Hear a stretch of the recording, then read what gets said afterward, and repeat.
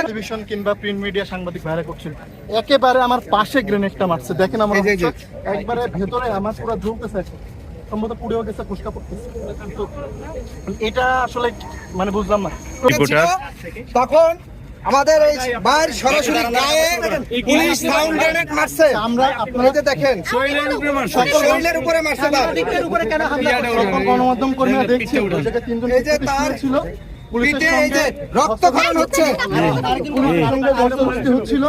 ওই জায়গায় আমি সংবাদ সংগ্রহের চেষ্টা করছিলাম। একেবারে আমার পাশে আপনারা দেখতে পাচ্ছেন, আমার পুরো শরীর পুড়ে গেছে। গণমাধ্যম কর্মীদের উপর আসলে তারা গ্রেফতার করবে বা যা করবে শান্তিপূর্ণভাবে করতে পারতো বা তারা ধরে নিয়ে যেতে পারতো, কিন্তু আমাদের টেলিভিশনের বা মিডিয়ার সাংবাদিকেরা সেখানে ছিল, সেখানে সাংবাদিকদের উপরে একেবারে পাশেই করছে। এবং আমি ভাবতেছিলাম যে আমি মনে হয় শিক্ষার্থীদের আমাকে ধাক্কা মেরে ফেলে দেওয়া হয়েছিল। আমার পুরো দুইটা কান ব্লক হয়ে গেছে, আমি কোনো সাউন্ডই পাচ্ছিলাম না। মুহূর্তের মধ্যে মনে হচ্ছিল আমি বোধহয় মরে যাবো এখন, মানে এরকম একটা অনুভূতি আমার মধ্যে আসছে।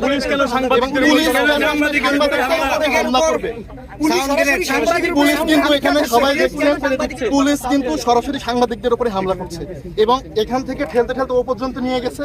নিয়ে যাওয়ার পরে কিন্তু গ্রেনেডটা মারছে, একবার সাংবাদিকদের মাঝখানে গ্রেনেডটা মারছে। যেখানে গণমাধ্যম কর্মীরা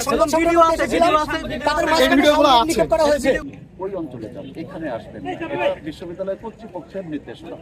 তো এনশিওর করতে গিয়ে আপনারা যখন তাদেরকে ঘিরে ধরে রেখেছেন, তখন তো আমাদের পুলিশকেও আপনারা ওখানে ঢুকতে দিচ্ছেন না। আমরা এটা আমাদের দায়িত্ব পালন করছি। আমি কথা বলতে দিই, যদি একজন একজন করে বলা হয় তাহলে উত্তরটা দিতে ভালো।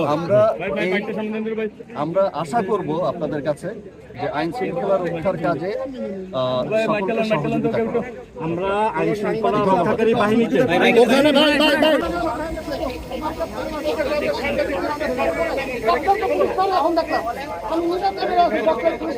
আমার মাথা কষ্ট করছে।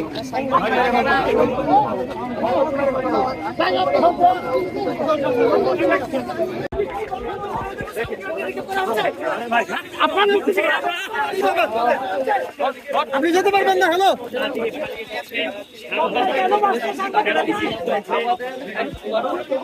আমাদের এখন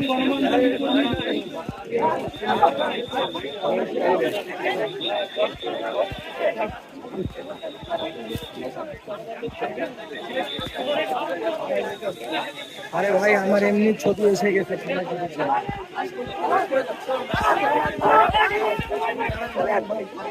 দুই তিনজন শিক্ষার্থী ছিল,